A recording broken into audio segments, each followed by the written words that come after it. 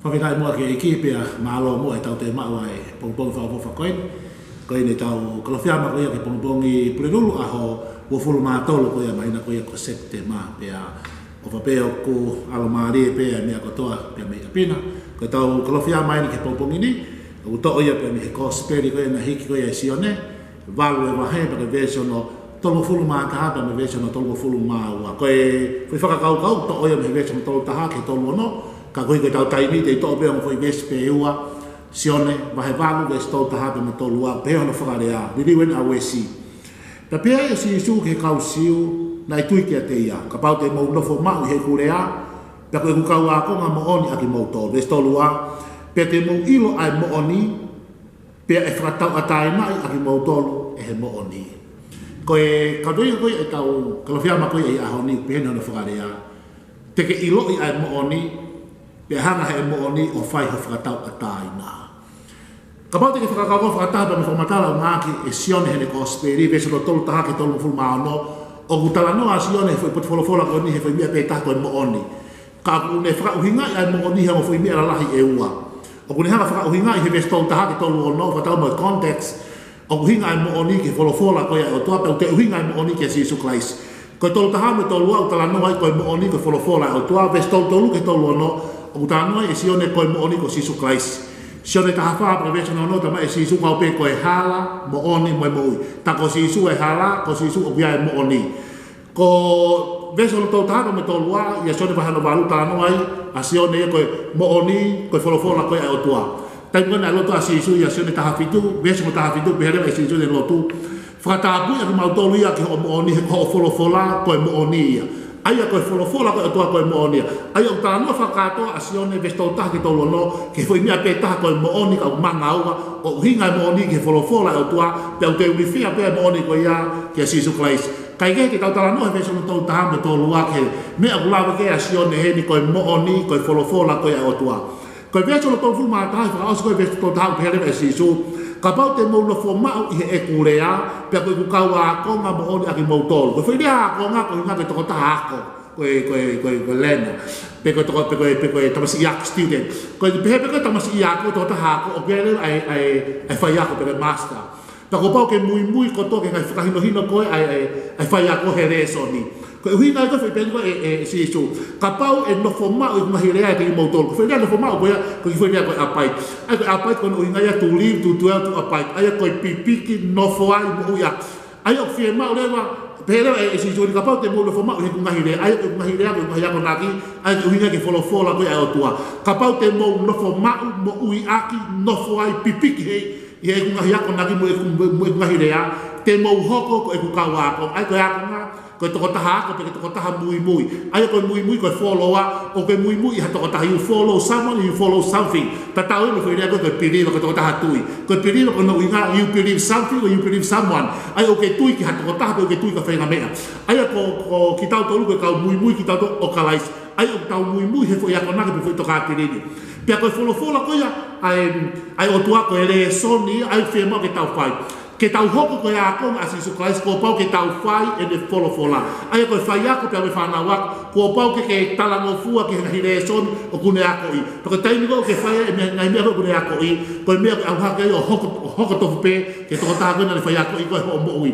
Pia ku mau inga au pito, ake peko e sisu, ka pau te mou nofo mau i he ku ngahi rea. Pipiki ai nofo ai ke wholofola. Pea te mou hoko ki mou tula koe ku kau a konga mon. Te mou hoko koe kakai ku mou mui mooni i a te au. Pea ku mahu inga pito ke tau nofo mau i he wholofola koe ai o tua. Whe mau ke tau lau ai wholofola koe ai o tua. Whe mau ke tau wako mau loto, memorize. O whe mau ke tau whakalau loto to meditate. Pea ku whe mau ke tau talango fua ke wholofola koe ai o tua. Whe mau ke tau wako ai wholofola koe ai o tua ke hoka ai wholofola koe konga i tau nahi mo ui. Pea te tau hoka rewa ki tau tolu koe kau wā konga, pea koe kau mui koe whanau wako, pea koe kau tisai pare ki tau tolu a Jesus Christ. Vesi koe holo tolu fulu maa wau, tala mea rewa sione heni, pea e sisu, pea te mo ilo ai mo oni, pea whakatau atana ai mo tohe mo oni. Te mo ilo ai mo oni, uwhirea ilo koe ako ilo i re koe mo oni, koe wholofola koe ai o tua.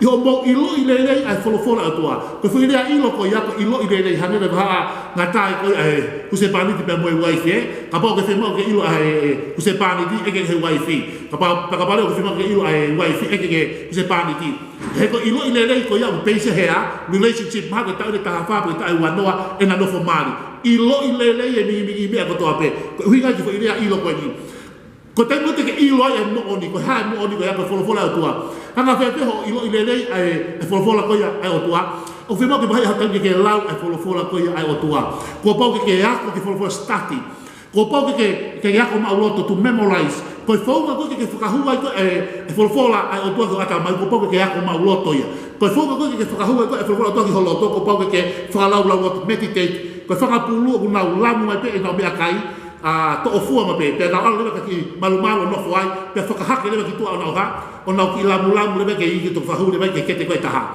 ko foi ia ko whakalau lau to ke meditate o fie mau ke whakalau lau to ka ves lamu ia alu ko ki ngau hanga lamu ma foi pk lamu ki foi ves folo pa ki foi idea ko hinga ke meditate ko fouga ke whakahua e folo ki holoto ako ma uloto ke memorize ko fouga no ne train be exercise o memory pe manatu fe mo ke ako ma uloto foi ves folo pe ke ako ma uloto ai ma wi ko pito ke hanga whakahu folo to atamai at ho ako ma uloto whakahu ai folo ko ai to i holoto u nga ko whaka lau loto ia o ku mahui ka tau toka ki folo to kapai ki whakahu ha mea ko atamai e whakahu he te mole mea ke ko atamai pe te nganga uai kapai ki whakahu ha mea ko holoto kai e whakahu he te molo ha mea ke he ki ai ka ku mahui ka hanga whakahu e folo to ko folo ko ai o tua ko mea mo onia pe te mo ilo ai mo oni he ko mea mo oni ko folo to ko mea ko to pe kai o apato di folo ko ia ai o tua ko fu mea loia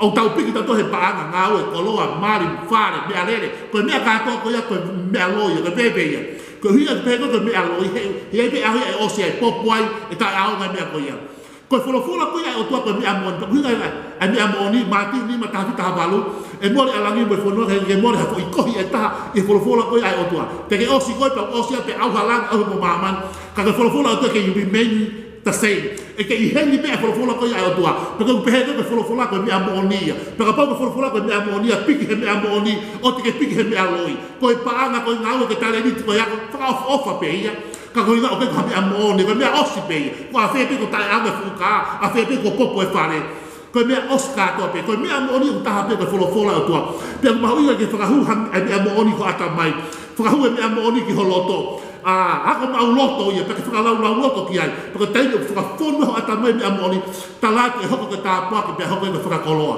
o pe kau tangata pui au na waka koe ke ata mai ko tai o tau no ui ai pe tai o tau hola ko motua i he tau e whitu mo fulutu pe alke wala mo fulutu o koe leo whai taimi o vilo ai o ku change ho tau ata mai o foki leo ho tau ata mai ka hange pe haki i deka mo mati ai mātua tai o nau tau leke reka o koe whai taimi o foki ai ata mai o foki hange ka haki i deka pe o koe nanga i loa pe hoko whai taimi he whai tau whe o koe ke mahi pe tau whiha hoko ai ka umalawa ke hoko te o tau hohola o motua pe o malawa ke foki ho tau ata mai ka mau inga mea koe ko tai mo hoko fo i riu ko ta ata mai o to fo ko ki mu hake ko haki rega ko ha pe mea koe no ho ata mai tai ko ya ko me ke vale lawa i pe ko ya o ho mate tau pe ka pau na ke o si fa ka kau pa te ke tala no pa hoko fo tai riu te ke tala no pa pe tai gato ka pau ko fa ka mu ata mai ko tau pe ko lo ko mea le ko tu hau ko no hinga hoko ko fo te tomi ko ya ko ata mai tai ko ho ko motua o ke fongi ko hangi haki ka mai ko haki reka pe ke tala no pe ko ko lo ho fu me are le ka pitu hau no mea he ko hiko mea ka mui ta haia na ke ia ho ata mai ho ko ko i ni ko ia pe aku mau inga pitu ya ke ton ke hana fuka hu fo fo to ata mai o ko si ni una ho tau pe pe ga te ta ia ta ko fe mea ata mai ko tangata ta ko inga yo ke mara tangata pe ko te ho ko vai fe to ko fo ko ata mai pe ko fe fini pe ko no ke mara fe fini ai he tengu tau ho ko o vai ie fitu ko fulu tu ko balu fulu ai ta ko me no do i lo pe ko tau fi ha ko ai ka malava ke ho i riu ata mai ko ia ko hi ke tengu tau ho ko mo tu vai ai au tau ata mai ai pe mo lo ke tau to fo ke ha ke ko haki le ka ma inga fo ke tau hanga fa hu e fo o to hi ke tengu e ho ko i fe to mi ko ni na ke whakalau lau ke wholofola pa ono uhinga te ke lau ai pega ke wholofola atua wale lau pe ke wholofola talanoa pe ke he mani haka uhinga koe mea whakamui tahi he ata mai koe hape mea whakamui tahi he ata mai pe hoko e whairiri koe ko talanoa ki ai koe ia mea ke wale lau ai pe koe ke talanoa paanga talanoa ngau talanoa sipot he koe mea pe ia manaka tangata manaka whewhine pe koe hae atakai whatever mea na he ata mai kai ke koe wako naki upe mau ila ke hanga fit ho ata mai deposit ia wholofola atua he koe ke ilo ia he kautoke tahe ata mai pe hoko whakakue whairiri koe ni pe hoko wau pe hoko tuai pe hoko kwa pe kai ka ma uinga pito ke hanga fit ho ata mai he ka hoko fo ni ko ya o ke to atu pa ke masilo ho ata mai pe te ke vale lau pe ko ke folofola ko ya o tua ta mai na ke so tolua ta te mo ilo ya mi oni ilo ko e folofola ko ai o tua ko lau ai folofola memorize ko ata mai meditate ko lo to la ro ke ai pe ke tala mo fu pe ho leva folofola o ka kano o mo ui pe hanga leva e mo oni ko ya o fai mo fa ta ata so ke ko tai me ko ilo ia mo ilo ilele ko mo oni ko fola ko ia ai o tua o ke lau o ke ako mau loto ko lau loto ke tala mo fu o ke start ai fola ko ko mo oni pe tai o ke ilo mo oni hanga le ba mo ha o foi ko ta ata ina ko ta ata ina tana ia me na popula na ia me ho mo ina ke popula ki ai ta ula ko popula ke me ko ia ka ko hi ko ilo ia mo oni ilo ilele ai mo oni aka leva ai fola te ho mo ui pe hanga leva ai mo oni fola do wa no malo ke ha ke ne fai ho whakatau ataina, ku ne fai e riu kāwa, ku ne whakatau ho moui, ko hiko hea, he uke nofo taha ke wholofola atua, ko e wholofola ko ia ai moni. Ko taino nofo e wholofola, ia te ko i ho moui, te hoko rewa ko ia kong a sisu Christ. Pero ko taino te ke ilo ia ai moni, ilo i lelei ko e ko hamaheni mata pe. Ko kai tō lahi wana ilo ko ia, e wholofola ka atua, ko hanga hamaheni mata. Na e sio he tohi ko ia he, ta e whakona toki osi. Ikai, o fia mau ke ilo i lelei e ko e wholofola ko ia e otua. Fia mau ke maheni pia moi, wholofola atua. Ilo ia mo oni, ta katem te ke ilo ia mo oni, pe hanga rewa he mo oni wholofola atua ha, o whai whakatau ataina. Wahai ho taime ke lawa e wholofola atua. Hako mau loto, fit ho mind, a e wholofola ko ia ai otua. Pe hanga rewa wha ho loto. Lamu hame a pongpongi lau hafo i besi. Pe au ke hinga lamu meditate e wholofola atua. Fao ha mea mo oni ho loto. Fao e mea mo oni i ho ata mai. Tuke fao e mea loi, me mea vai ngā mo e bebe, ngai mea ke boi koni. Ka ke fiti ho mind, ka ke fiti ho hard. He mea mo oni, ta taha pe mea mo oni. Ko e wholofola e otua. He teim te ke iloi e wholofola atua mo oni. Te ke tiskama e tufu e wholofola atua. Pea whairewa he wholofola, ho whakatau ataina. Na ia e mea na ke pōpula ke he ani a whi. Ka hanga e wholofola ho whakatau ataina. Pa te hoko leo ke whini mo e tangata tā puaki. Ia i ngoe anga ko ia ai o tua. E tamai ke glotu ia ke awhiona i e huafo sisu Christ Nazareti. Ma whao mai mua ni mau ke tāpua ki e toko taha katoa pe. Tua mai mua ke mau ilo ia e mooni ko ho wholofola. Koe mea mooni ia e tua mahma. Whao ha mau ata mai ia ho wholofola. Pea whao ha mau loto ho wholofola. Pea ke whaifu mau whakatau atai. Ilong ha mea mau pōpula ke he taulahe mau he moui. O gai hivi ho wholofola. Ke ne whaifu mau whakatau atai na ke tāpua ki e toko taha katoa pe. Ia sisu Christ ko au. Koe ha mau whakamoui. Amen.